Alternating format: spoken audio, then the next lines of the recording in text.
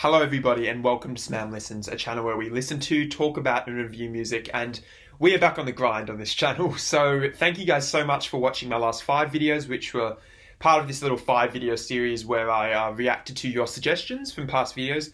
I really enjoyed it. Thank you guys so much for watching. If you haven't watched them all, check them out. They're all just in the channel if you click on the link below. And it's been a week since I've last posted a video, which is an unseasonably long gap for me. So I'm sorry about that.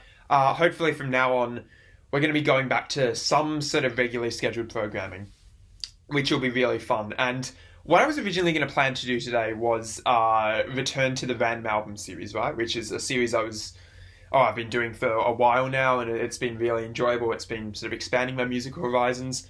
But, I thought, you know what?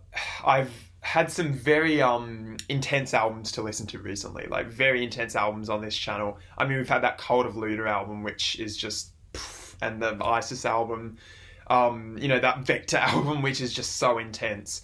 And I thought I'd give myself a little break while also giving you guys the content you want. You guys have been wanting me to react to some of the Beatles albums. So a little bit ago on this channel, I posted a reaction to Revolver by the Beatles, which I didn't actually choose that album. That came up through my random album series, and of all the albums I could have picked, happened to pick one of the most legendary rock albums of all time, and I really enjoyed it. You guys really enjoyed it. That's actually still my highest viewed video on this channel to date, which I find pretty incredible. And a lot of the people in the comments said, yeah, to really get the Beatles, like, you need to listen to them from start to finish, like from the very start of their career, just to see how with each album they progress and learn from what they did before while adding sort of new experimental and innovative techniques in the mix. Because, I mean, you can pretty confidently say they are one of the most innovative bands to ever do it. Like, genuinely one of the most boundary-pushing, experimental at points, and just generally ambitious bands throughout history, not just, in the 60s or the 70s or whatever, like throughout all of history. And what they did was so bold and, world building and, world conquering, even, especially in their early days, that, I mean, they're, a landmark of just Western culture for that reason. Like, they've gone beyond music and are like a fundamental part of our human development at this point, which is just a crazy thing for any band to be able to have next to their name. So I'm going to do that today. And what we're going to do is we're going to start with the very first Beatles album, all the way in, I believe, 1962. Am I right? 62 or 63? I think it's 62. I'll probably have a flood of comments in the comment section telling me that I'm completely off there. But I'm pretty sure it's 1962. And the name of the album is Please Please Me. Let's get into it. So, I know a few things about the Beatles. I'm not an expert by any means on their, whole trajectory as a band, but I've read 1 or 2 Beatles books over the years just out of general curiosity about the band. And plus, I like some of the later material of theirs that I've heard. So, yeah, I do know a little bit. Formed in Liverpool, in England. Got their, first initial audience, cut their teeth in Hamburg. Released their first album with EMI, Please Please Me. Their very first song I know was Love Me Do, which is on this album. And then I think Please Please Me, the title track, was the second single, if I'm not incorrect there. Quickly took over first the UK by storm with this album as like one of the biggest rock albums up to that point that had ever been, if not the biggest. Then I think when they went to the US to tour for the first time with Ed and went on the Ed Sullivan show and stuff, they ballooned up there, and that's when Beatlemania in the US really, really began. And they just proceeded to get arguably bigger and bigger and bigger with each album. But, they had humble beginnings. All bands have really humble beginnings. And what I imagine I'm going to hear on Please Please Me is the sound of the band finding their feet, still sort of writing songs that, because I think they were teenagers or in their really early 20s at that point. So still writing music that, you'd expect people of their age to write. It's even amazing that they managed to do that at such a young age, to be honest. But I'm expecting some, some teenage songwriting and themes in there. And what I'm going to be doing is hopefully, well, first of all, looking for some amazing songs, because, first and foremost, they're just really bloody good songwriters. But also possibly looking for little glimpses of experimentation and, just boundary pushing elements that I'd come to hear later in their career. Now, just as a disclaimer, the Beatles suck on YouTube because they just copyright every small content creator's attempt to use any clips of their songs pretty much in videos, unless you like specially request it to be lifted. So, what I'm going to do is a very similar thing to what I did to the Revolver reaction. I'm going to just react to it as normal, but I'm actually going to cut out the audio during the actual songs themselves, which will suck. Like, that'll really suck. I completely get it. My suggestion for, in the Revolver video was I'll put a little subtitle up telling you, okay, when to start the song. Like, if you want to listen along to me so it looks like I'm actually grooving along to the song in, real time with the music playing in the background, you can actually play the song at the same time as I start it. I'll give you that little subtitle to let you know when to press play, and it can sort of be normal, except I won't be talking during the video, but you can nevertheless do that and see my visual reactions to hearing a lot of this music for the first time. So yeah, I know, I'm sorry it sucks, but I have no other option. So have it up here, Please Please Me Remastered. Now this is 14 tracks, so this is actually a pretty damn long album, but okay, so I have it up here. This is 14 tracks, so tracklist wise, it's a pretty damn long album, but all of these songs are like, I don't think anything goes in the 3-minute range, if I'm not mistaken. Yeah, nothing is in the 3-minute range. The longest song looks like it's 2 minutes 57 long, so it's actually a short album with a really long track list, which I know was very common among that scene at the time, with like the Motown acts and the Brill Building acts and stuff. The focus was on creating these short, digestible songs that were made to be turned into these 7-inch singles and sold ad infinitum, and it was very much a singles market. Even back then, I think albums became the real dominant thing a bit later down the track, especially in rock music. So yeah, so the upshot of that is we have some really short tracks, with one actually in the 1 minute, actually no, two in the 1 minute range, three in the 1 minute range. Wow. God damn. So hopefully the songwriting on those, keeps up with the track length. Now, just for full disclosure, and there's a lot of pretext to this video, but we're going to get into it in a sec, trust me. Of course, there are songs I've heard on this. Maybe not quite as many as Revolver, I'll see. I've obviously heard I Saw Her Standing There, so that reaction isn't going to be fresh. Don't know any of these. I actually haven't heard Please Please Me. Believe it or not, I haven't heard the title track and their second single, so that's pretty big. So that'll be a big one to react to for the first time. Obviously, no Love Me Do, first song they ever released as a single, classic. And I know Twist and Shout, and this is in the long sort of seeming tradition of Beatles closing tracks being some of my favourites, if not my favourite on their respective albums. Twist and Shout is an absolute banger, and I'll explain my rationale for. I'll probably have that song as my favourite on the album come the end. But yeah, no, I can't wait to get to Twist and Shout. That's just an amazing cover. Absolutely brilliant cover. But we're getting a bit ahead of ourselves. That sort of Twist and Shout is like the what was the equivalent on Revolver? Like, yeah, Tomorrow Never Knows of Please Please Me, in that I know it and love it and want to wax lyrical about why I love it. So anyway, we're going to get into it. This is track 1, I Saw Her Standing There. And in a minute, I'll have a little subtitle up showing you when to start the song. Getting into Please Please Me by the Beatles for the very first time, except for this song, which obviously I already know. Let's go. This is track 1. Boom. If it plays, what are you doing?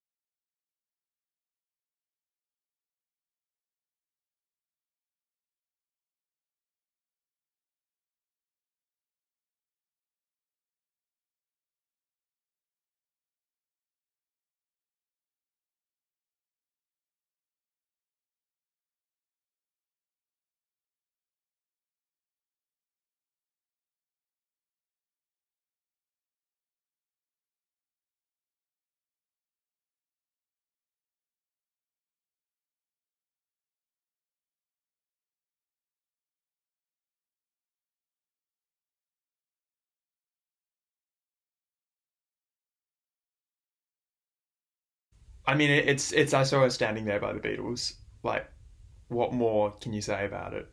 It's iconic. It is absolutely spellbinding from the beginning. Like, you can see why a song like that just took over the world at a time, where, I mean, you had the Brill Building, you had Motown, you had some of the rock and roll acts from America, in the scene, and blues was very well established by then. And all the same, England didn't really have like its own musical character, really. It's not extensively anyway by, 1961, 1962. I mean, you had a few acts, obviously, like the Shadows popping up, like sort of these surf groups and garage groups, and then you have these four young plucky upstarts from Liverpool who just, led by, blokes named Paul and John, who just happened to be really damn good at writing songs. And they just got together and played some shows. And then EMI heard them. And then they released this. And they just obliterated everybody. And honestly, compared to the quality of like what was coming out that time in sort of the mainstream, like surf rock, garage rock, doo-wop, what's the word? Sort of scene, I guess. So that feels a bit, a bit too modern to use as terminology. But that scene at the time, it's just a total revelation, like a total revelation.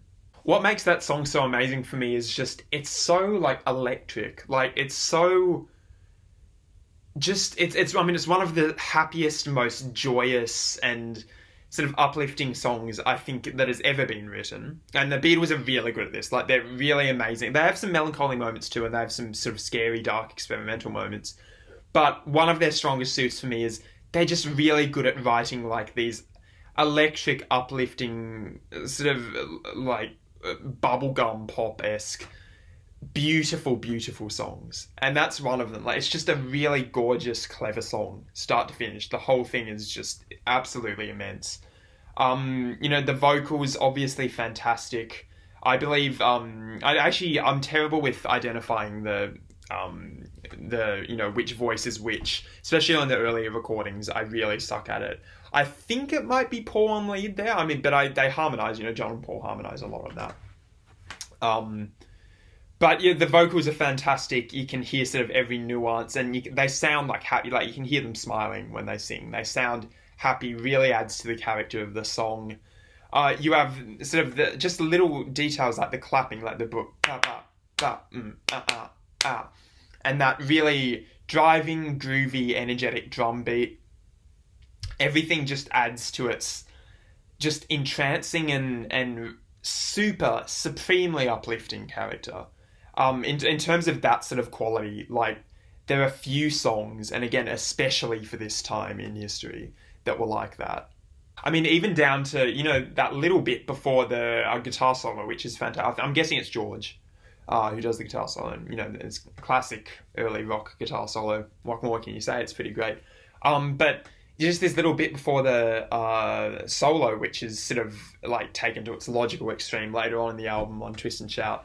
But this little bit where, well, I think whoever's singing just like, so standing there, and just goes crazy, like starts screeching, and it's like the most ecstatic and joyous thing. Like, it perfectly encapsulates that feeling of, being in love for the first time. And, you can see why they sort of pissed off the, the elite and the glitterati of the time. Like, you can really see it, because something like that is so wild and just charged with young, youthful energy.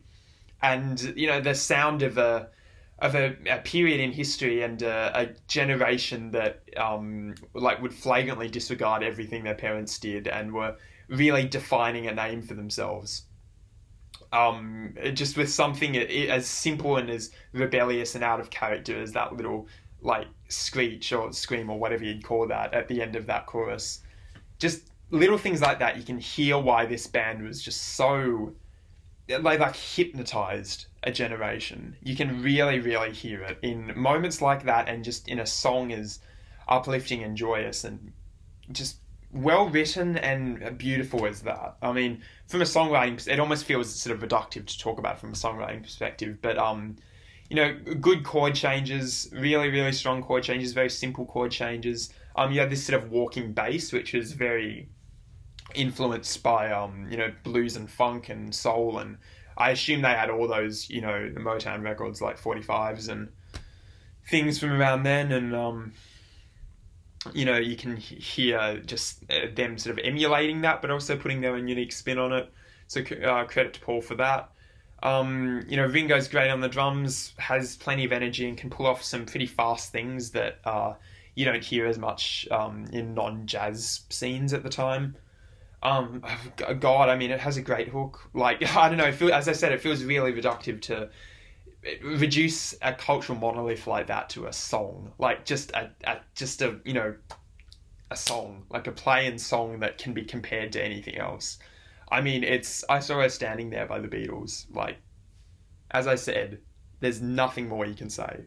So yeah, really exquisite. That count in the 1, 2, 3, 4 is the sound of music history being made and rewritten in the Beatles' image.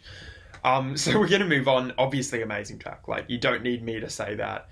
You can read any amount of people who say the same thing, or you can just acknowledge for yourself that it's amazing, because of course it is amazing. We're going to move on to track 2, so we're going to get into the less famous tracks on this. Track 2 is called Misery. Very short. I believe it could be the shortest on this. Yeah, it is, actually. So 1 minute 48. So, look, I won't bemoan it if the quality isn't as amazing as I Saw Her Standing There. I mean, I know filler was a very real thing in these early periods. Like, artists would put a bunch of the singles on their album and then pad out the middle parts with, things that they had lying around. I know that was obviously a big thing in the early album days, and that's sort of an objective thing. So, I won't bemoan it if it isn't at the same quality as I Saw Her Standing There, but I'm still hoping for a decent and well-written song. So let's go. This is track 2, and you'll be playing in a few seconds.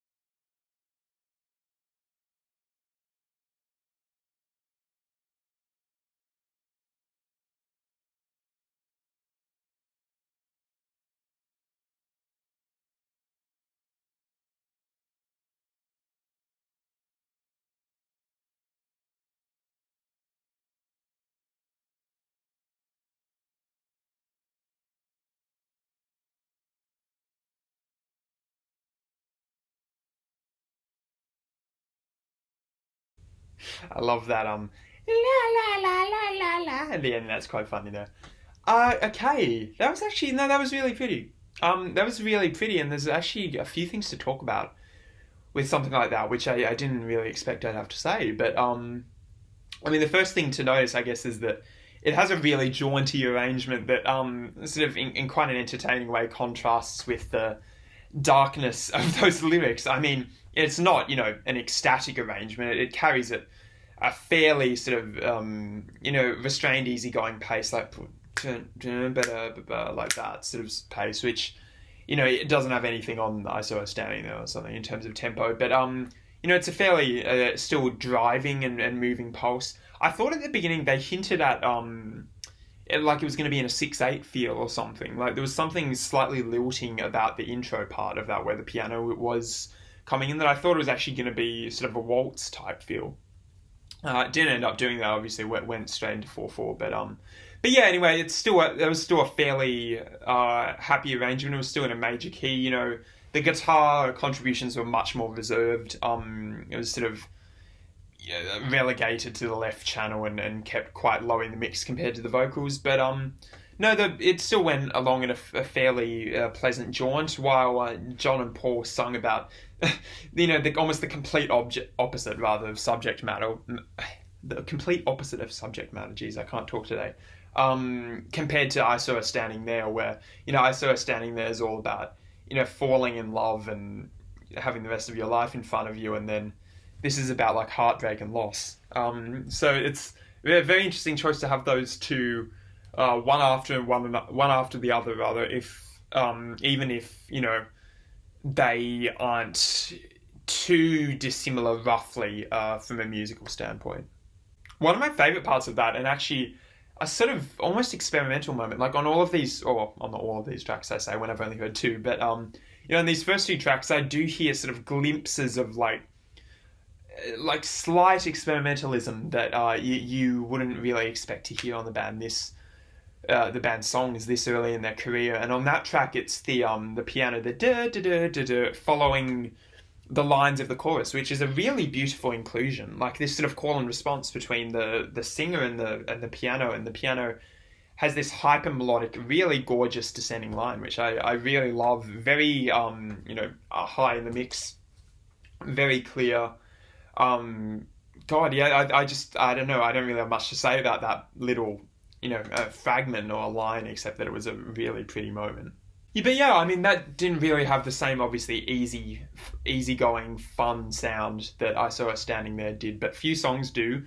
And, while it might not be on the same songwriting quality as that track, it still manages to hold up pretty well. I actually didn't really mind that song at all. I appreciate the sort of darker, sad, and more mournful themes that it was going for. So, yeah, good job, Beatles. Gonna move on to track 3 now, which is called Anna, Go to Him. So this is 2 minutes 57 long, which may be the longest, if I'm not mistaken. Yeah, it's the longest on the album. Well, it's huge. Tisk, tisk, tisk. You cut back a bit more Beatles. You almost got to the 3-minute mark. So yeah, Anna, Go to Him. Interested to know who Anna is, or if there's any backstory behind that. I guess I'll find out. You'll be playing the song in a few seconds. This is track 3.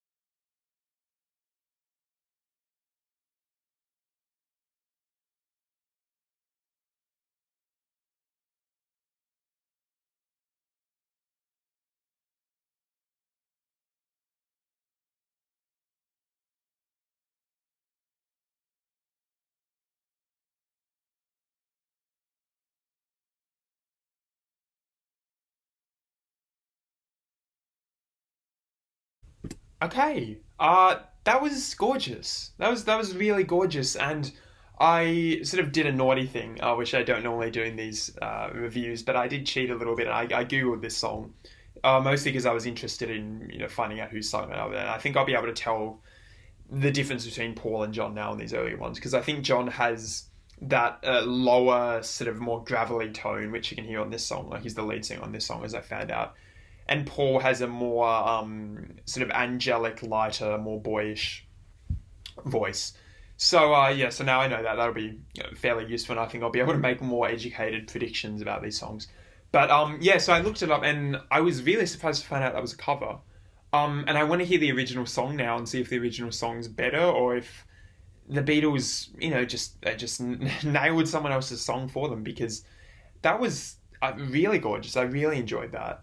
I also found out this album was released in 1963, so please don't kill me. I'm wrong. I'm wrong. I know I said 62 at the beginning. I'm sorry. But yeah, just from a songwriting perspective, that was very, very intelligent. I mean, very deft, and I guess I'm sort of complimenting whoever originally did the song on those things, but I'll attribute them to the Beatles, I guess, because they were well performed. I mean, the sort of the chord movement in the verses is really simple for the most part. Like, it was the bum, lovely guitar line, by the way. That little bum bum bum bum bum bum. Very pretty, very reminiscent of early soul records. So it sort of makes sense to me that this was a cover of an early soul record. But yeah, no, just the instrumental backing, I think, of the verses in particular was really fantastic there. The guitar was great. The drum pattern was sort of strangely like spiky and angular and quite simple in execution, but I think it was, that's one of Ringo Starr's greatest characteristics, is he just can keep things simple and repetitive, when they need to be. Like, he doesn't, jazz up the songs where they don't need to be jazzed up. He just keeps it simple, straight, barely any components to his drum grooves for the most part, and I really applaud him for that. Yeah, so you have these lovely verses, and then the lyrics are very sad. I mean, I can sort of tell that perhaps they weren't written by the Beatles, because they're very mature. They have a very mature perspective on love. Like, if I love you and you know that, but if I am not treating you right, or if this other guy loves you more and is better for you and will care for you more, then go with him. I mean, that's a really mature look at love. So it sort of makes sense that the band that wrote She Was Just 17, you know what I mean, didn't write a song like that with that sort of material. But I'm saying at least early on in their career, before they'd really cut their teeth on more complex lyrics later on. But yeah, no, gorgeous lyrics, really pretty. Sort of the anti-Jolene by Dolly Parton, in that they're saying it's okay if you take my partner instead of please don't take my partner. Just a little observation there. I thought the highlight of that was in that bridge. I think that would have been the bridge of the song, where John Lennon just like, he soared up into the upper register, and his voice sounded really like pained and tortured, and he really effectively evoked the sort of pain and the heartbreak of the lyrics really effectively. Like, it really accentuated sort of the passion and the like fierce longing for something to work that is really evoked in the song as a whole. But later on it just goes down into more reservation when he says maybe not reservation, but resignation. Yeah, resignation's the word I'm looking for. At the end there, where he just says, if I'm not for you, then just go with him. But yeah, in the bridge, it just, for a very brief moment, he like pours his heart out through his voice and sounds truly like he's giving his orders, the lyrics, and I think that was a phenomenal little moment there. I remember reading at some point that like during some of these recording sessions, John Lennon had a cold, so I know part of the reason for his voice, I think Twist and Shout is, well, because it was a long recording session, and also because he had a cold. And I wonder if maybe it was the same session that they recorded that as in this, because in that moment his voice had exactly the same, gravelly, tortured, pained quality that you sort of hear in, I guess, Twist and Shout, but expressed in a much different way. Like, there it's expressed in a joyous way, and here it's sort of expressed in a melancholy and anguished way. But whatever the case may be, I think that really added to the song, and it was a genuinely affecting song and a really pretty moment. I feel like I'm not expressing how good that song was. That was a very, very strong song. And I mean, part credit to the Beatles, part credit to whoever the original songwriter was. But yeah, I mean, better than Misery. Maybe not quite on the level of I Saw Her Standing There, but I think that's definitely one of the hidden gems of the Beatles catalogue. I'm surprised I haven't heard it. Looks like we might have another slightly depressing song coming up here. This is track 4. It's called Chains. 2 minutes 25 long. So back on the shorter end of things. Good. They're getting back in their place with the shorter songs. Yeah, so it'll be interesting. Chains, hopefully it's as good as Anna Go to Him. I don't know which songs. I'm guessing there are other covers on this album, but I don't know which ones are covers. So I'm going to try not to Google stuff from now on, and unless otherwise, stated, I'm going to assume that all of these songs are Beatles originals. So yeah, track 4, Chains. Let's go.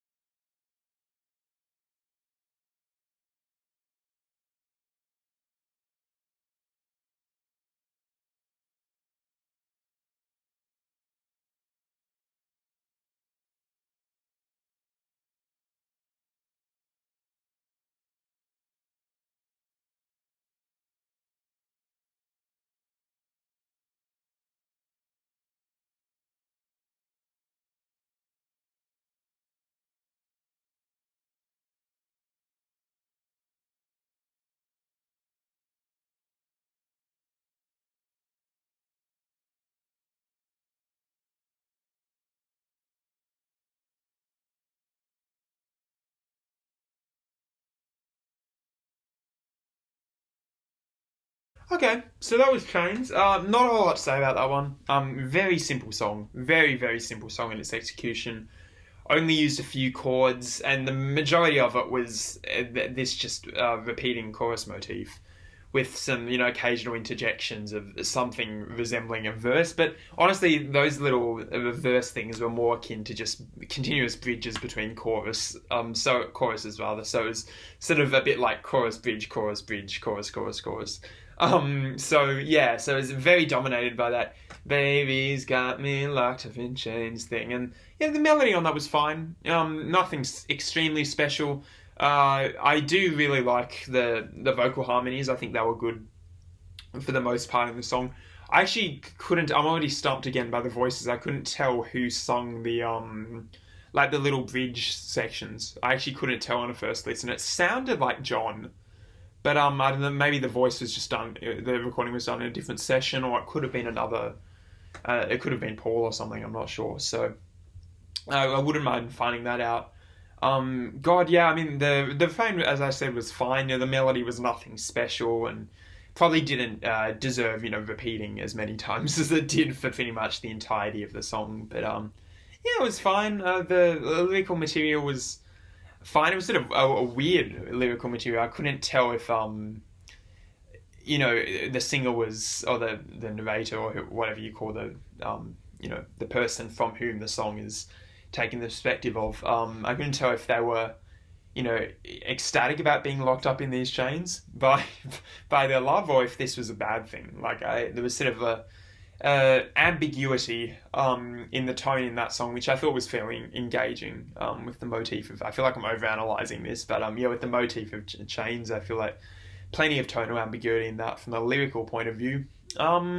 I thought I could hear some electric piano in the mix, or some Wurlitzer on the left channel, but that's the thing with these early Beatles albums in particular. Whoever did the early stereo versions, because I'm listening to a stereo version, I'm not listening to the original mono.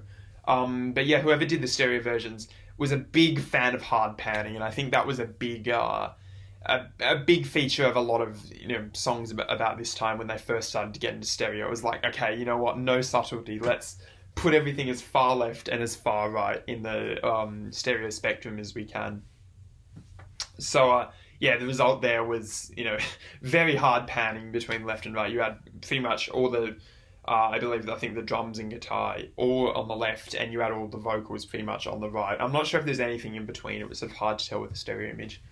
But yeah, so obviously that isn't ideal for your enjoyment of the album, but they use that sort of thing on Revolver too. Like Taxman is extremely hard panned with a lot of the drums and guitars, so I still love that song, and I don't think it really dramatically affects my enjoyment of a song like this. But it was never my favorite. I don't think on this album anyway so far. So what can you do?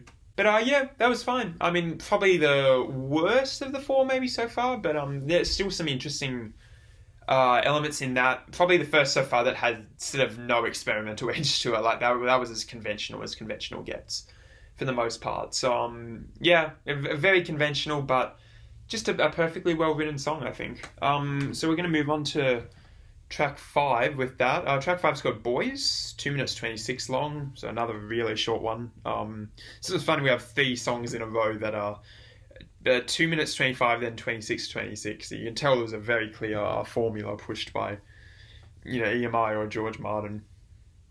Of like the perfect pop song formula of about 2 minutes 30. But yeah, so this is track 5, Boys, hoping for a bit more of an experimental edge, but in lieu of that, a really good song would be welcome, just full stop. So this is track 5, Boys.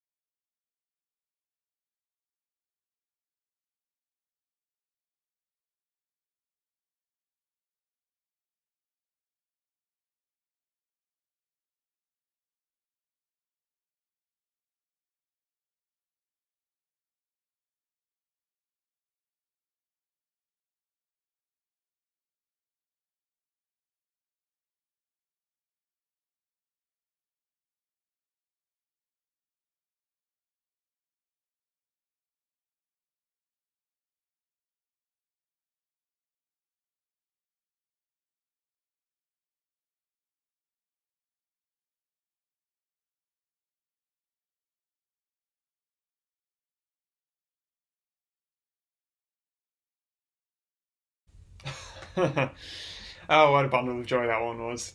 Okay, $10. No, $1 million says that was a cover. Like I can, if that was a Beatles original, I will be absolutely shocked because that is just that's like prototypical American blues, like Chicago blues, or even, I guess Memphis had similar sounds to that at the time, but like that is prototypical 12 bar American blues around the period of of this being released. Yeah, so $1 million said that was a cover, and if it's not a cover on the off chance, then it's clear they were like very strongly emulating their influences from America, because as I said, that was just pure blues from around that time. You had the 12 very clear 12 bar structure with this 1 1 3 3 5 like this walking bass. I don't know if you'd consider that walking bass, but very common 12 bar bass pattern.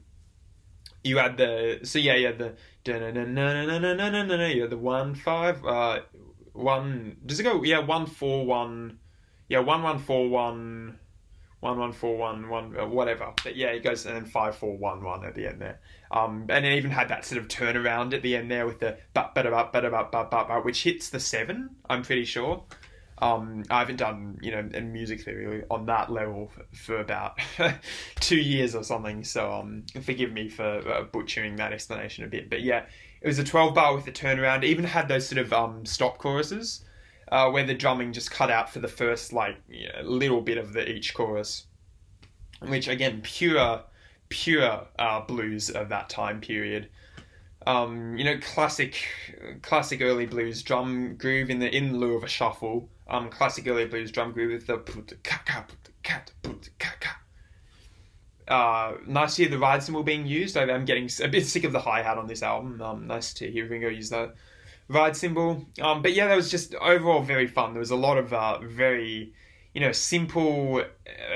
God, what's a way to describe that song? Because I wouldn't quite call it ecstatic or joyful, but it was definitely full of energy and sort of like swagger, I guess you could say. It definitely had a real rock and roll swagger to it, despite being, like very sort of still ostensibly bubblegum in material and subject matter. And I mean, you even had those bop bop boo bop bop bop boo bop backing vocals, which were hilarious. I thought that was a fantastic part of the song. I don't know. I enjoy that whole thing. That was really fun. Again, like nothing deep or nothing that I think warrants close analysis or study from a musical theory perspective, but it was just pure fun. I'm guessing that was John on vocals, but it could have been. Oh, I don't know. Does Ringo sing on every album? Because he has that sort of quite dulcet tone that's very smooth like this. That contrasts a little bit with John's more sort of gravelly character. So that could have been Ringo, but I'm putting my money on John. But if I'm wrong there and it is Ringo, you'll have to correct me instantly in the comments. But no, I really enjoy that. I enjoy that more than I think Chains, the previous track. So yeah, boys, bop bop boo bop. Moving on to track 6 now, almost halfway. It's Ask Me Why. Another 2 minute 26 long one. So I guess they wouldn't follow that cover up with another cover, so I'm guessing an original here. I might be completely wrong about Boys being a cover, but like all the signs point to it being one, so I'm just gonna go ahead and make that claim. But yeah, track 6, Ask Me Why. Let's see what this sounds like.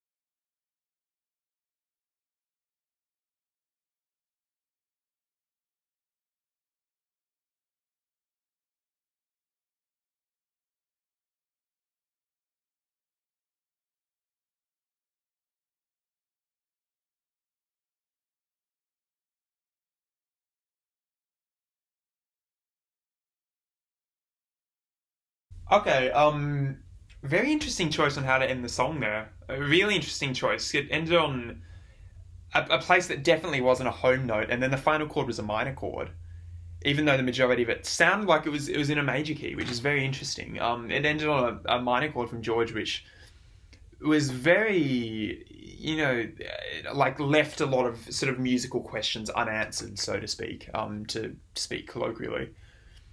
That wasn't a perfect cadence there at the end there. I think that was a very interesting choice. I mean, maybe it sort of complements like the slightly bittersweet, slightly melancholy lyrics of the songs. Maybe that was an intentional choice. Maybe I'm giving them too much credit, but maybe that was an intentional choice to sort of like leave an unresolved sort of like slight longing there at the end there. So yeah, really interesting way to end the song. And but to be honest, the end was probably the most interesting part of that song. Yeah, I'd call that my least favorite so far. There were some parts I liked about it. I did like Ringo's drum pattern. It used rim clicks, which is very unique. I don't think I've heard rim clicks on any other Beatles song that I've heard, like that I've actually listened to anyway. So that's a little interesting thing. It was still that fairly common, pattern. Um, you had an almost Latin influence rhythm from the guitars because there was a bit of like that little sort of thing.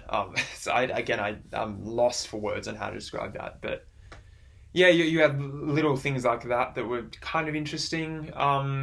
Yeah, I don't know. The vocals weren't amazing. The sort of melody was neither here nor there. The chord changes too, I think, weren't amazing. They weren't as inspired in their simplicity as some of the earlier tracks were. I guess the acoustic guitar was nice to hear on that. It's not just electric. Kind of cool. Yeah, God, I think in my opinion, that was the least interesting one so far.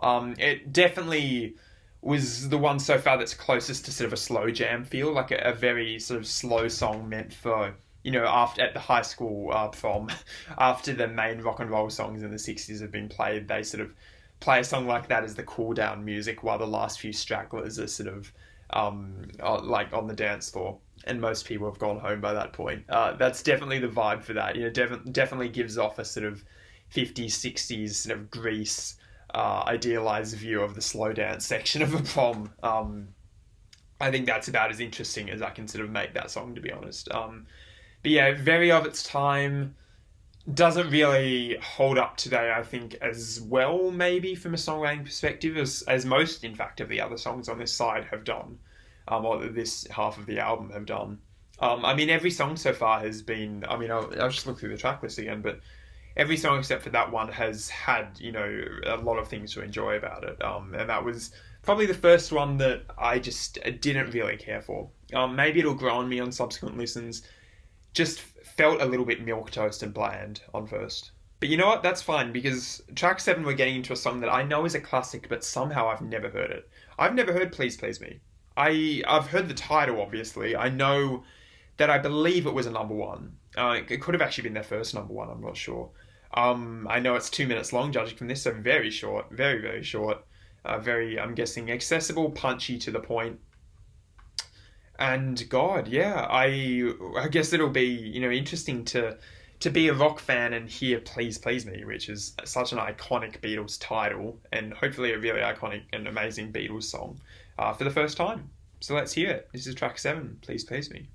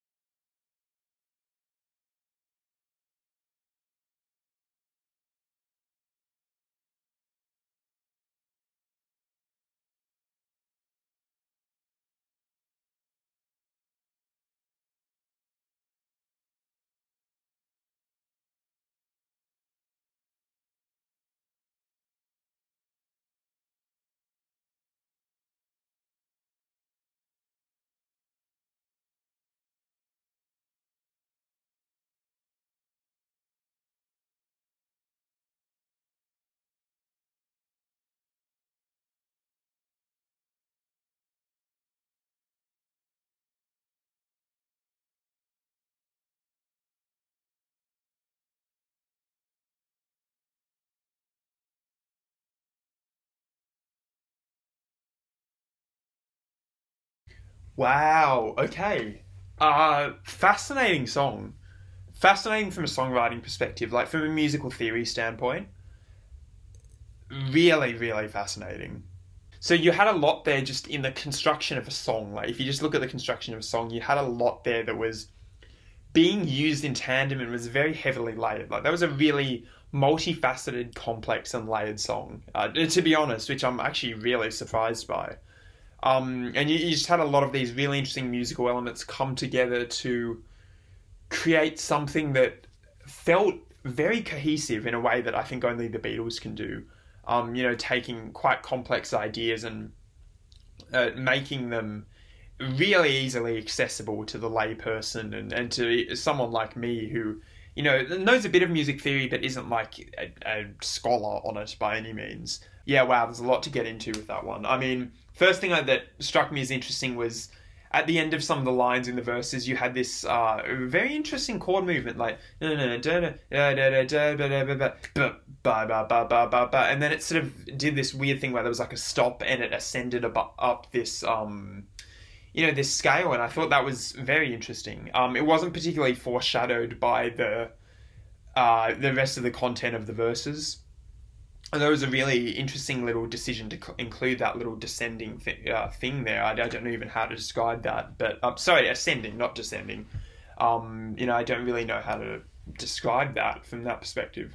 And yeah, that was a really interesting little decision to include that ascending line there, which was marked very clearly by the drums and the bass and the guitar. And I'd be interested to hear why they decided to, put that in the song, because that's a very interesting thing. I can't quite explain it myself, but that immediately stuck out to me as something that was complex and interesting and cool.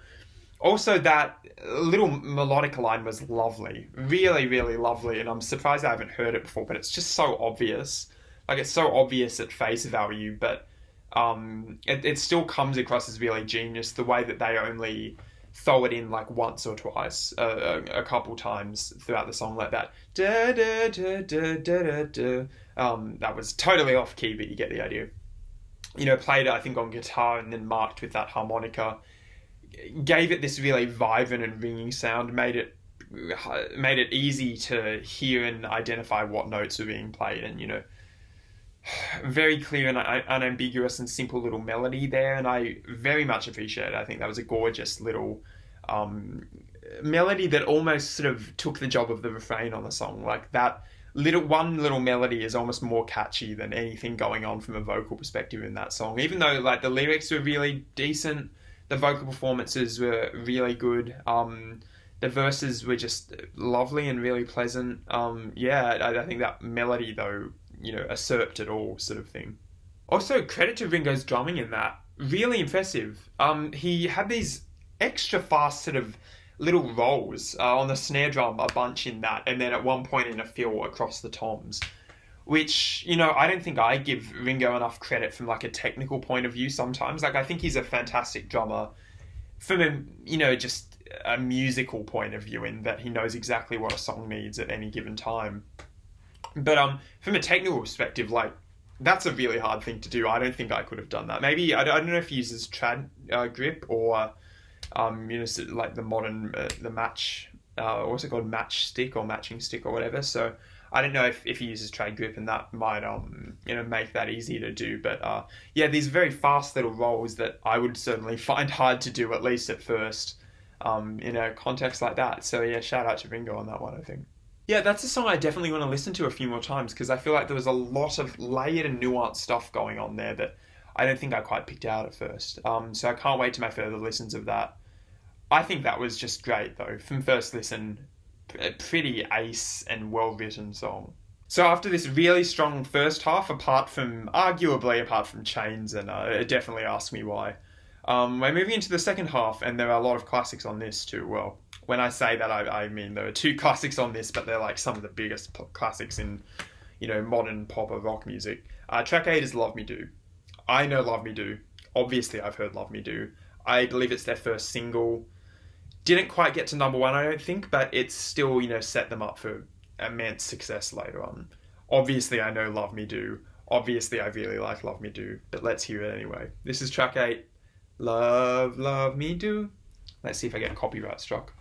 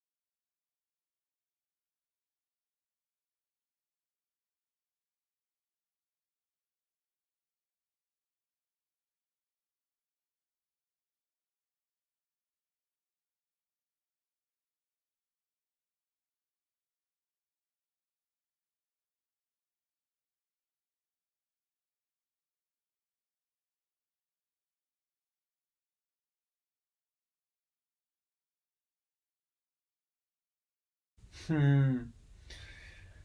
Yeah, no, absolute classic. And another song that is actually extremely interesting from a songwriting point of view. I think that sounded like Paul, taking on the lead vocal melodies. And obviously, you have Lennon, in the background, doing some of the backing vocals and harmonies and things. But no, that's definitely sounded like Paul at the front. And it's interesting because what I was doing on my laptop just then is I was looking up the key of the song, because I thought it was really curious. I was trying to work out, what it was listed as, and it said it's C major, but I don't know if that's true necessarily. I mean, maybe it is, and maybe I'm just completely wrong, but there was definitely a sort of droning minor key mentality to especially a lot of the vocal melodies on that. Like at the end of each little chorus with just the stop and the "love me do" sort of thing. Maybe it's in C major, but Paul defaults to sort of the A minor, which is the relative minor for that little line, and then he goes, "Hey, love me do." That was terrible again. Can you tell I have no voice and don't have perfect pitch? But yeah, he goes to the relative minor by the sounds of it, which is really fascinating. Like this lovely, almost sort of Eastern sounding little vocal line there, and I'm a total sucker for anything in minor key. So, yeah.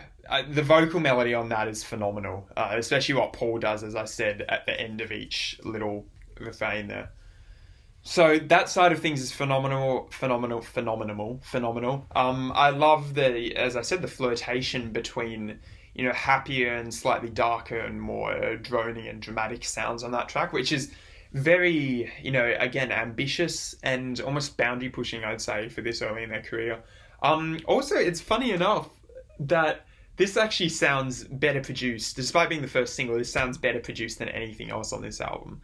Like, the mixing's better, the drums sound sharper, the, tambourine has this lovely, crisp, sort of, crashing sound to it, which I love. Vocals sound better mic'd, and everything, for once, is, contained in the center of the stereo spectrum. It actually might be mono. That track could be mono. I wasn't really paying attention to see if there was any clear and overt stereo panning on that. So maybe the original, it was mixed down or something. Maybe the original master tapes were destroyed, whatever. But yeah, the upshot of that was the mixing on that was much, much better and clearer and just nice on the ears than a lot of the rest of this album, which is very dated sounding otherwise from that point of view. So yeah, I love the production and the mixing. Melodies are great. Very simple drum pattern, like just boom, ka, like as simple as you can get, and I love it. It sort of gives the track this joyous, maybe not joyous, but rollicking is the only way I can describe it. Like it has this side to side sort of lurch, which is really fantastic, and it stays so tight in the pocket the whole time, which is a massive credit to Ringo and Paul on the rhythm section. So that's great. Everything about that song really is great. Like, I'd say that's definitely on the level, it maybe even better than I Saw Her Standing There, to be honest. You can do much, much worse for a first single ever than that. Honestly, considering that was written and recorded in 62, or maybe written even earlier than that, but definitely recorded in 62 or 63 and released, so early on. The songwriting chops on display there are fantastic. I mean, that's one of the most iconic melodies in pop music. The love me do. Just, unmatchable, indescribable, really, really brilliant from Paul and John. I don't think there's anything else to say about Love Me Do, though. Just, again, really fascinating from a songwriting perspective. Harmonica's great in it. Drums are great. Bass is great. Vocals are fantastic. The melody is great. There's sort of, flirtation with the relative minor of the key they're in. Great. God, I'm sick of, praising these songs, but they're just, they're the Beatles for a reason. They're one of the biggest bands of all time, if not the biggest band of all time, for a reason. Hopefully I'll keep praising things with the next track, which is track 9, 2 minutes 4, so we're very short here, and it's called P.S. I Love You. So that's kind of sweet. As I said, 2 minutes 04. Probably won't be on the caliber of Love Me Do, but hopefully it can match it. Let's go. This is track 9.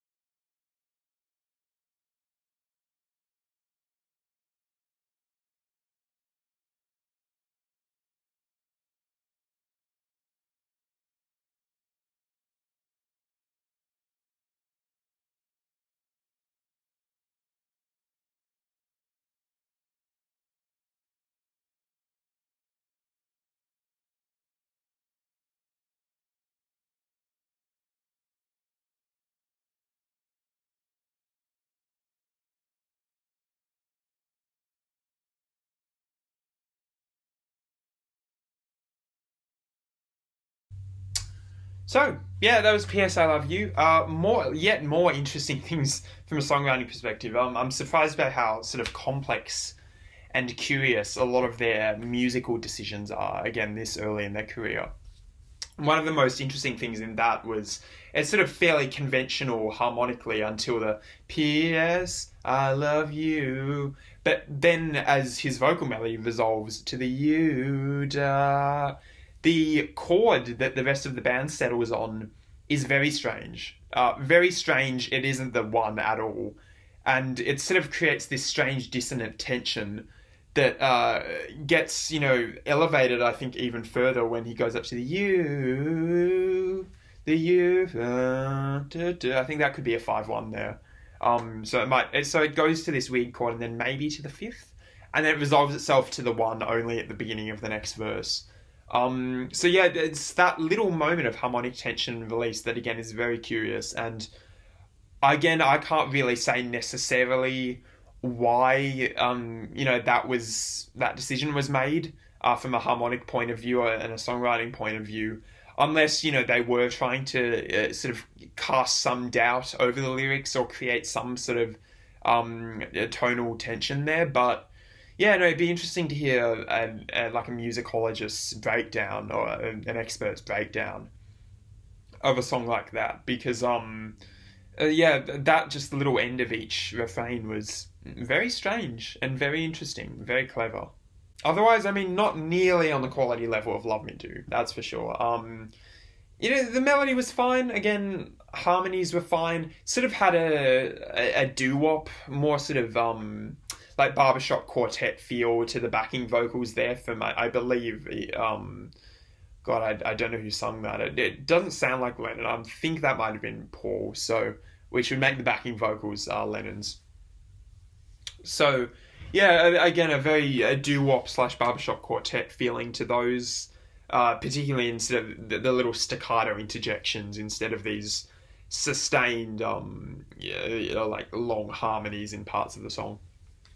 So yeah, that's really interesting. Again, very reminiscent, and you can hear the strong influence of the Phil Spectors of the world, and then just generally the whole Brill Building sound on a song like that. Interesting percussion. It sounded like there was some sort of woodblock percussion in the background that was keeping a cut cut cut cut cut pulse throughout the whole thing. So yeah, that was kind of curious. But otherwise, I don't know. There was some interesting songwriting, things in that, but not one of my favourite songs on the album. I don't think it's as catchy or as expertly written as some of the other stuff here. And that's alright, you can't win them all, and I think it was perfectly strong, but any song that comes after Love Me Do is going to look bad in comparison. Not that that was bad, not that that looked bad at all, but compared to Love Me Do, it's like, two different levels. I'll just stop here and say, this album's been surprisingly really strong so far. I'm surprised, actually, in particular, by the consistency of a lot of these songs. Like, there are a lot of consistent high points, interspersed with some, occasional low points here and there. But there are these consistent high points throughout the album. There are definite highlights. I mean, obviously you have the big singles as highlights, but you have Anna Go to Him as a big highlight, and I really enjoyed a track like Boys too.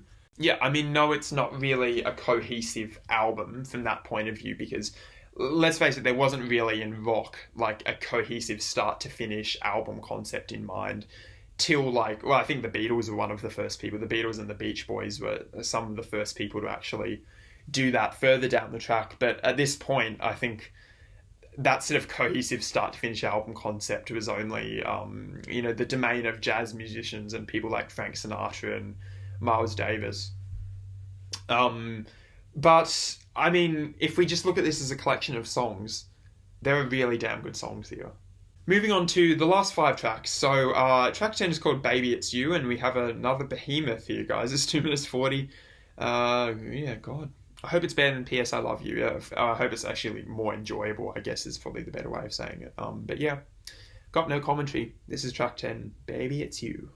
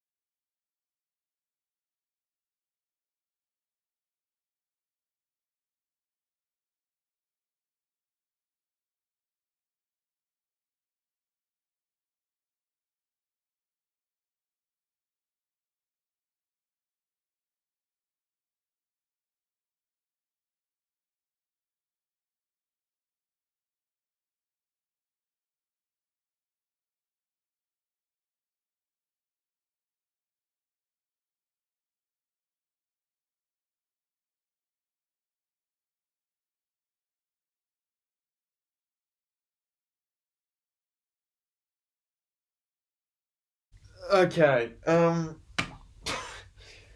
That was. I'll be honest. That was like the one of the cheesiest. That was dripping in cheese. Like that was a deep fried, dripping with oil ball of cheese there. Oh my god, it felt very almost like musical theater or something. Like that would feel played right at home in like Grease the musical or something. I mean, a lot of it was in the backing vocals, like those sha la la la la la la la la. Very just didn't love that. It did make me recoil a little bit inside. I think they could have done something better. Like they could have played that on an instrument or something. But actually having the shalalas in there. The best part of the song was I don't remember what the exact lyric was, but he was like they say you're a cheat or something, and then the backing vocals are like cheat, cheat, cheat, and I'm sorry, that's just the cheesiest thing I've ever heard. That actually made me crack up for a bit in the song. It gave me a good laugh. I'll give you that. And you know, with the Beatles, I'm sure a lot of this is tongue in cheek. Because especially with someone like John Lennon at helm, and I think that was John singing there. You know to expect this irreverent and off the wall sense of humor. So maybe that was meant to be 100% played straight, but I wouldn't be surprised if there was a little bit of oddball irreverent humor in that sort of decision. I mean, it's hard to take the track seriously with some of those backing vocal decisions, but yeah, it was a fine song, nothing special. Very similar to P.S. I Love You, and I think it's an interesting choice to have two like sort of slow dance down tempo songs at this point in the album, and not only at this point in the album, but like one after the other. Yeah, it was a fine song. Very similar to P.S. I Love You in that way, and I think it's an interesting choice to have two songs back to back, like one after another, that are very similar. Like they're these sort of slow dance, down tempo, easy going tracks that are very, very similar to one another, back to back. So I think that disrupts possibly the flow of the album a bit. Like I think that could have possibly been those two could have possibly had like Please Please Me or something in between them just to break it up a little bit. Because those two had very similar energy. So I do sort of want a little burst of something a bit more irreverent and up tempo at this point. But again, I did have that sort of little moment of irreverence in there with the backing vocals, but it wasn't the sort of irreverence or humor I was really looking for. So oh god, yeah, I laughed at that track. It was kind of funny, it was kind of entertaining, but there wasn't much to it other than that. Track 11 is called a very long title. It's Do You Want to Know a Secret? And it's 1 minute 57 long, so shorter since Misery. Yeah, God, I hope there's a bit more of a pep to this, a little bit of a swing in its step. Let's go, track 11.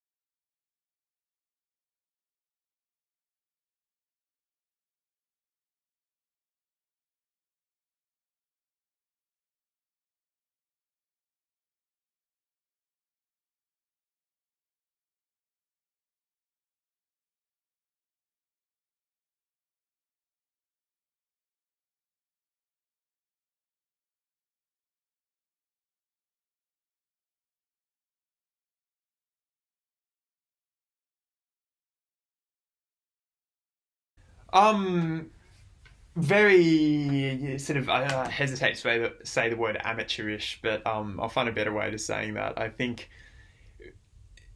very clear that when you hear a song like that, that at the end of the day, these are people in their late teens slash early 20s writing these songs. Like, I think you get fooled with something like Love Me Do and Please Please Me. And um, obviously, I saw us standing there that you have like mature, fully formed songwriters here. And I guess you do to an extent.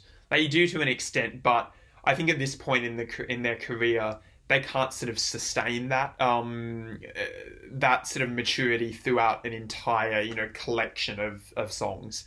And so I think that's part of the reason why they have a bunch of covers in here, and also part of the reason why some of their other originals on this album are a little bit neither here nor there. That was one of them. It felt sort of a bit underwritten. There were some parts of that I liked, and there were some parts of that I didn't really like as much. I think the backing vocals, the doo-da-doos with the bass following them in the left channel, that was an interesting inclusion. I didn't mind that. I liked it. It was sort of this chromatic thing, like semitone, semitone, which was outside of the scale of the track, which is an interesting choice. So that's just a little interesting thing from a music theory perspective. I think that was kind of fun. That was probably the most memorable moment of the track whenever those showed up. You also had these very brief, like, one bar moments where Ringo just played this boom, boom, boom, boom, boom, boom, boom, boom, driving thing, I think, on the kick drum. And George had this quite interesting little melodic line on his guitar that was a brief sort of glance at something a bit more tense, a little bit more uneasy. I think that in general, sort of a strange sense of uneasiness pervaded that entire track. Pretty much, like, it sounded like there was some barely controlled rage or something below the surface, which is funny because the lyrics were as as cutesy and as uncontroversial as it can possibly get. So yeah, that's my fan fiction for that track. It's brimming with tension and insecurity, guys, brimming. And unfortunately, sort of roughly in the same ballpark as P.S. I Love You and Baby It's You, I think we pretty much got two slightly more quiet and reserved and pared back songs before this one, which, again, is an interesting choice. I think those should have probably been dispersed more amongst the album because they're very striking in how tonally and musically similar they are, at least dynamically similar, definitely, and in the easy tempos and the light subject matter and the sort of slightly inessential nature. So yeah, on the whole, that one definitely felt a little underwritten. I think the vocal melodies weren't fantastic. I don't know who the singer was on that. I assume it sounded like probably George or Paul. Again, I'm not experienced enough to be able to tell them apart, especially in these early days when they at the end they do sound like Liverpudlian boys, all three of them, or four if you include Ringo.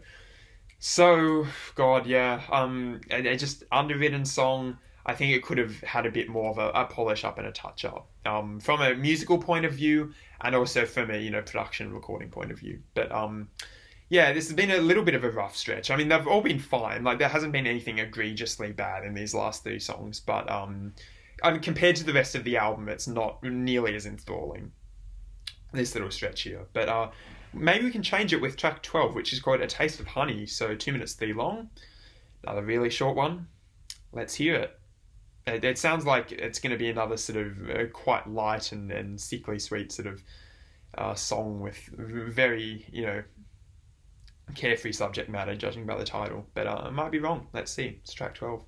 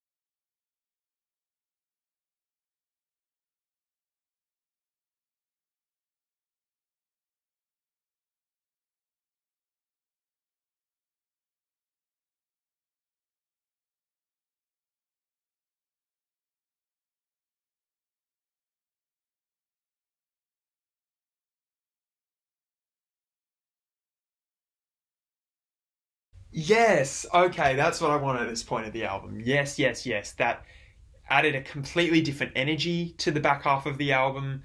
It was experimental, it was kind of strange, but at the same, really catchy and listenable. I liked that a lot.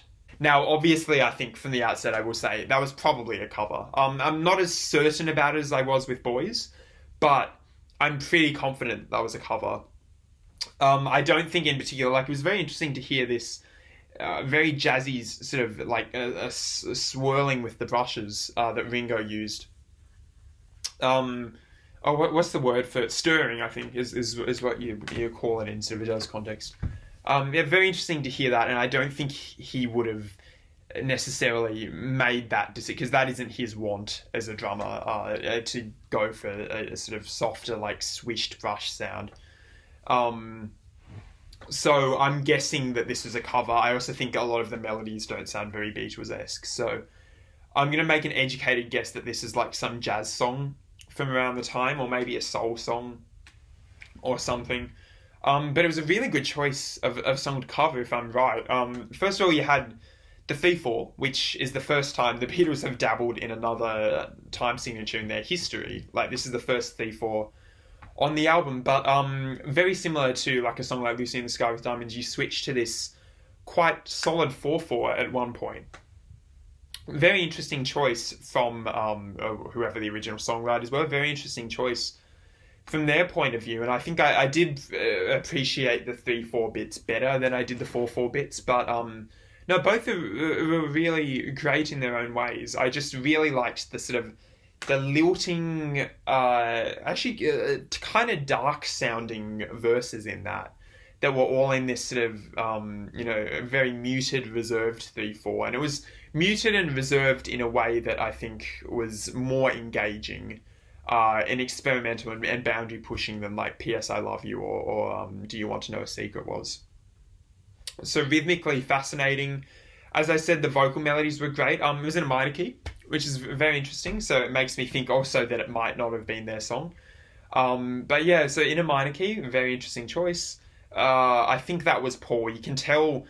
I think one of the biggest giveaways of Paul's voice is he has this very particular way of enunciating like low notes for some reason. It's hard to describe, but when he does these, there are certain little notes when he goes into his lower register, and you can sort of hear it. And then I'm like, oh yeah, that's definitely Paul. So I'm very convinced that that was Paul on that one.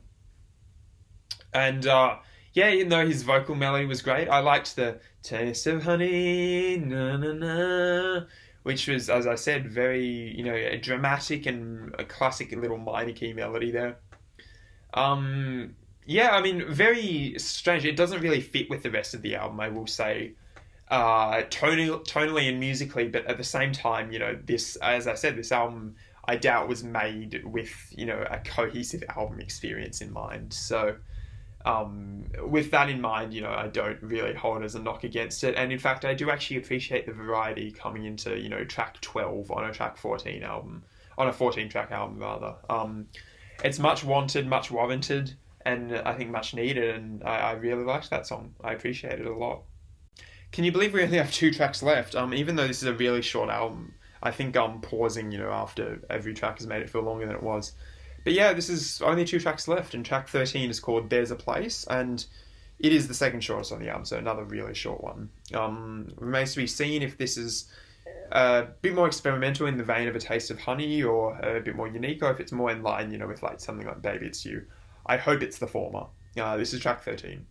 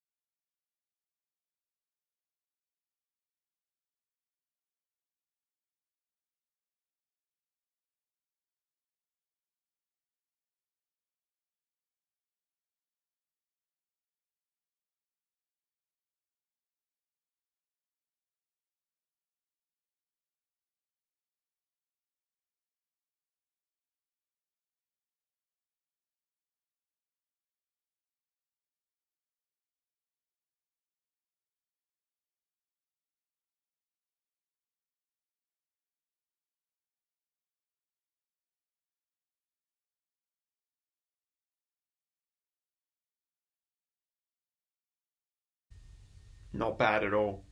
I think what I appreciated about that was that there was a little bit more energy to it, compared to the last few tracks.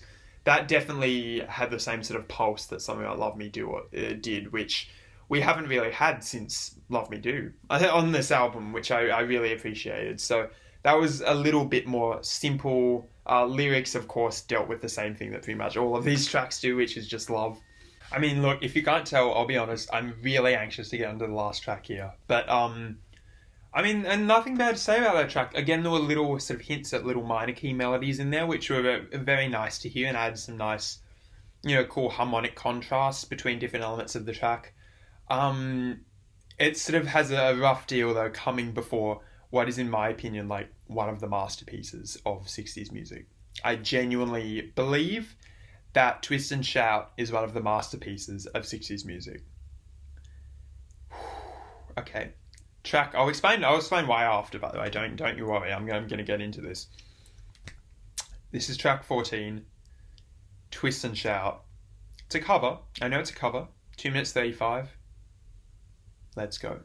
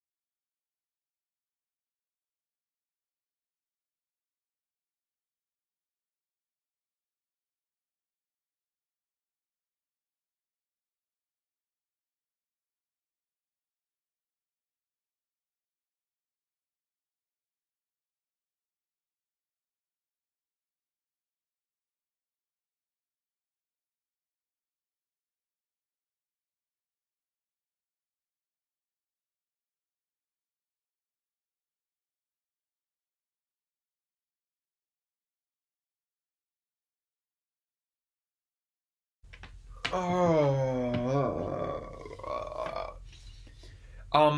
I remember reading or like seeing a video or something. I can't remember. It was a while ago now, but I think I read like these stories of people, particularly teenage girls, at Beatles concerts, and like when Twist and Shout came on, they'd like almost pass it, like they'd almost faint out of I don't know what you'd call it, like out of just like shock, out of euphoria, out of some weird primordial, like almost raw and like animalistic quality that song, or at least that version of that song, has. It's, in my opinion, like one of the beat. Even though they didn't write the song, but still, that rendition of Twist and Shout is one of the Beatles' most definitive statements as a band. And I think it can go up against fucking like whatever you want, like Blackbird, like While My Guitar Gently Weeps, Come to, like anything you want to put it up against. I seriously think that can go up against the best of the best of the best of the Beatles catalogue. There's just something like so savage and animal about the way it's performed. I mean, of course you have the instrumental palette, which is these quite, heavy drums, like quite pound, even though they're not that high in the mix. Very heavy pounding drums, and it's mostly sort of snare and hi-hat, but they're played really heavily by Ringo, so there's this really forceful performance by him. Sort of thumping bass and thumping guitar. But, I mean, let's be honest, what we're talking about when we're talking about this song sort of being this, like, animal, primal, wild force of nature is John Lennon's vocal performance on this thing. Like, I'm pretty 99% sure I read that he had a cold during these sessions. And so, like, the crackle on his voice isn't, like, that wasn't necessarily an intentional choice, but it was just the effect of a cold mixed with, like, these repeated, not repeated, but, like, these quite lengthy recording sessions, where they'd record, multiple songs in one day, multiple takes of multiple songs, and then pick out the best. And so by the end of it, they recorded Twist and Shout, and his voice was just shattered.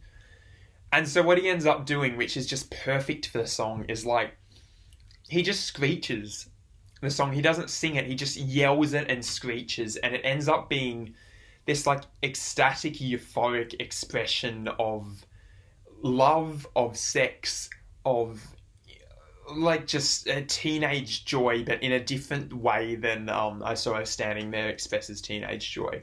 Like, yes, there's something a little bit, risque and edgy about I Saw Her Standing There, but at the end of the day, they still come across as, like, four sort of loving, good sort of friendly mop tops. But on this track, they come across as, like, especially John, just comes across as a pure force of nature. Like, and he just screeches and screams his way through the track. And it's incredible. Like, incredible vocal performance. And one of the best vocal takes, I think, by any band ever. Like, one of the best single vocal takes ever.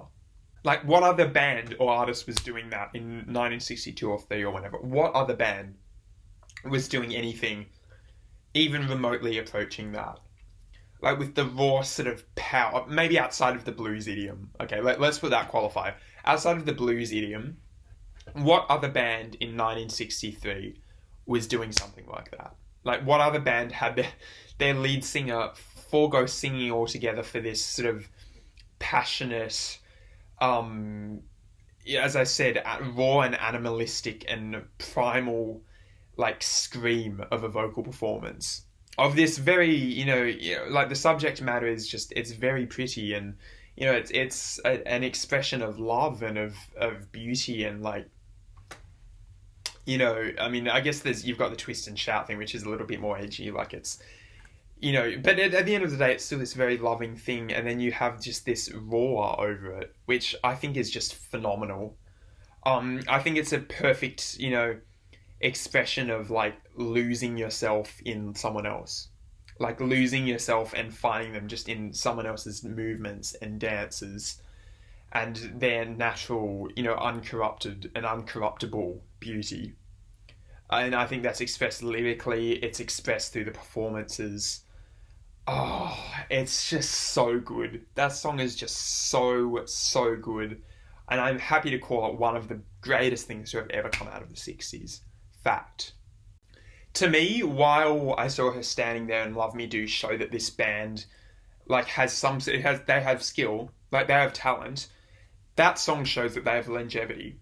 I think that's the song that would be the, like, harbinger of the rest of their career, because there's something going on in that track that is so magical and that, you do not hear in other bands. I mean, obviously, there's forerunners of that in, like, Delta Blues, and particularly, if you go a bit up north, like, artists like Bo Diddley and, Who Do You Love?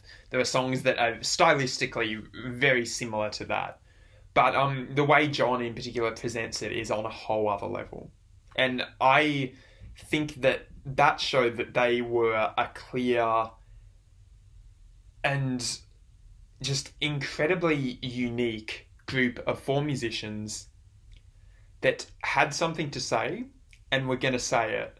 And when something like that comes out, you can see why this band like took over the world. It's on that you can see in particular. Like, as I said, I saw Her Standing There shows that this band was an excellent, pop band.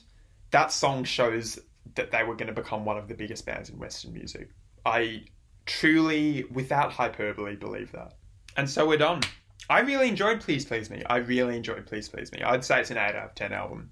I'll get this out of the way. There are rough patches. There's one rough patch. I mean, the track P.S. I Love You, the track Baby It's You, the track Do You Want to Know a Secret, that was a little bit of a rough patch, and I think that was a bit of a momentum killer in the course of this album.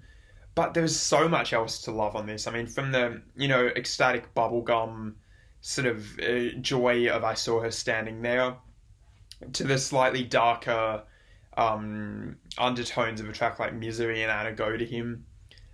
You've got, sort of the pure fun of something like Boys, or Love Me Do, I think, is an example of that. You have the really complex songwriting in something like, Please Please Me, which I was amazed I've never heard before.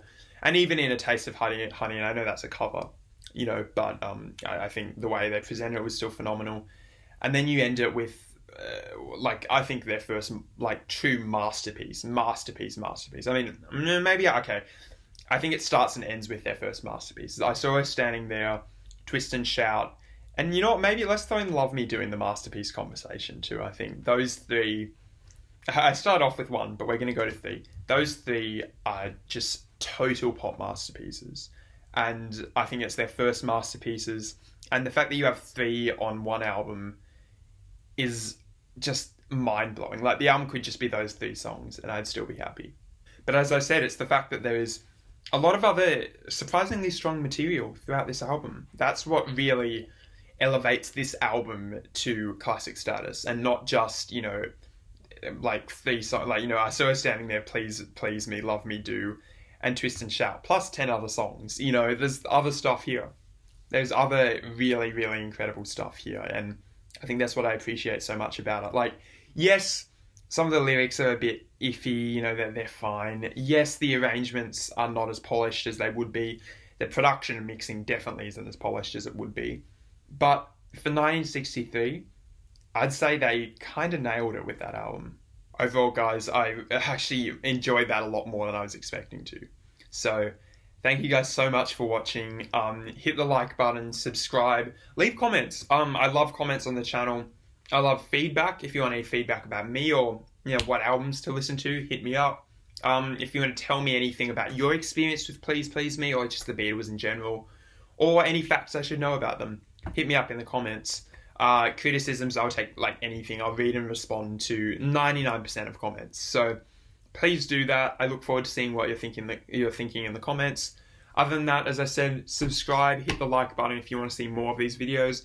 If this video gets good response, I will continue the Beatles series and just power through their whole catalogue, which should be amazing. So again, thank you guys so much for watching. Please Please Me, the Beatles, forever. Goodbye.